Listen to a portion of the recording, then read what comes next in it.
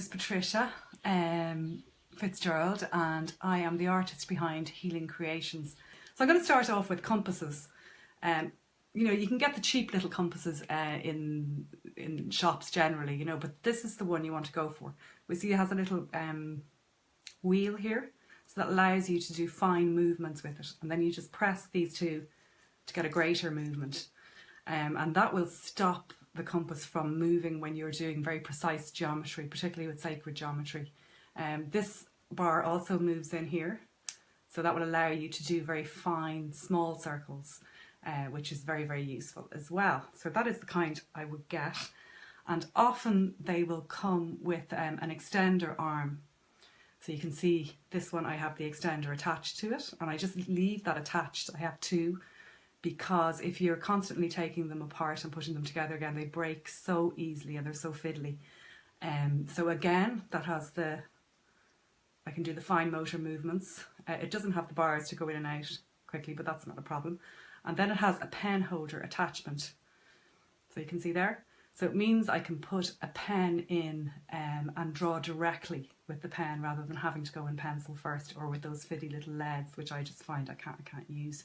So that's the way I would do the larger circles. And of course, if you want to go larger again, the way to do that is with a nail and a piece of taut string, or a thumbtack, something like that.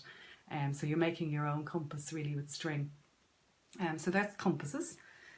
For materials, I use a very wide range of materials. It could be if I'm working on paper. So this piece here, I know it's really shining in the light, it's done on black, it's kind of a thick card that I get. You'll get that in any good art supply shop. I would use, this piece I've used metallic pens and pencils and some acrylic paint. So that's lovely to work on, and I love bringing the light kind of out of the dark. So yeah, so that is the paper stock. So I'll show you some of the pens that I would use on paper. This is one of my favourites. It's a Uniball, Signo Uniball, and you can get these in lots of different colours actually.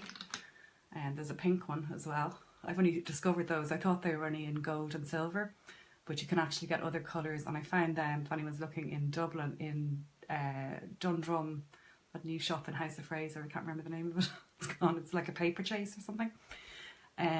So you'll find them all. I always have my eyes peeled for different things.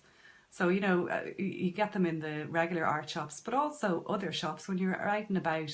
It's great just to have a look around, and in other countries too, which I get these. Look, I love these, the Pen Touch.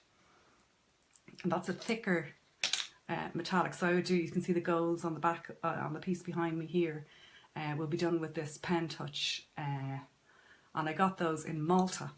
And I have a friend who goes regularly to Malta, so she stocks me up with my Pen Touches. I really like these. I like the gold. It's not too green, or, you know, the way sometimes it can be brassy.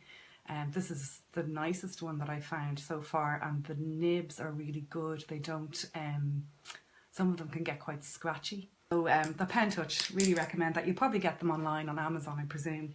I just have Claire going off to Malta for me, which is really nice. Then for doing detail on the pages, these are acrylic paint pens called Posca. So they're a great brand. So it's like a paint in a pen. So you can get various different nib widths. I have some more here. That's a thicker one there.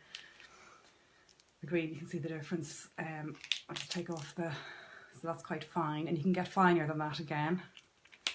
That'll be thicker. And you can get really, really thick ones to do big areas. So I would use those a lot on paper. I would also use them on canvas. And when I am working on canvas, I would recommend getting, you know, if you are doing very geometric work and working with a compass, for geometry, you need precision. You need to have your pencil sharp. Like if you're doing a flower of life or something like this, there's no room for error here. So you can't be using a thick pen to do that. You have to go with very, very fine. And hence also the canvas has to be very fine. So you can see the big canvas behind me here. I use Bell Art canvases, and they do a fine grain canvas. Now they're quite expensive, so a canvas, say a blank canvas like that, might cost you, around €80 for the canvas. So with the fine texture of that, you'll be able to draw the geometry. Now it still will be a bit scratchy and you have to be quite careful. Then I would often spray. I go out the back garden and there's always squares on my grass of mad colours, which I have to lawnmower over every now and then. But this is, it's called Black is the name of the brand, and it's acrylic paint, spray paint.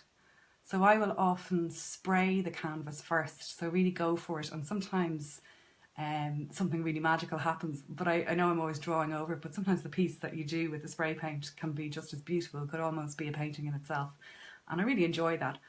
I work extremely intuitively. I have absolutely no idea what I'm going to do when I begin. For me, this is a process of intuition. It's a process of connecting to something much bigger than yourself. And so I would really, I often get people and they're asking me what I use and they're trying to do what I do. But really, it's not about that. It's about you finding yourself through this medium, and it's so powerful. Celine asks, if you're not good at art, is it difficult to do a mandala? Not at all, Celine. They're within every one of us. I give classes. I give day-long classes, and I also host retreats, and I often get people coming, and I love, people come for all various reasons. It could be that somebody told them at some point that they were not creative in their life. We are all creators. We create from the moment we wake up in the morning. We decide what we're going to wear that day. That in itself is an act of creation. We decide what we're going to eat. So it's literally a belief that you've taken on, that I'm not good at art or I'm not creative, this kind of thing.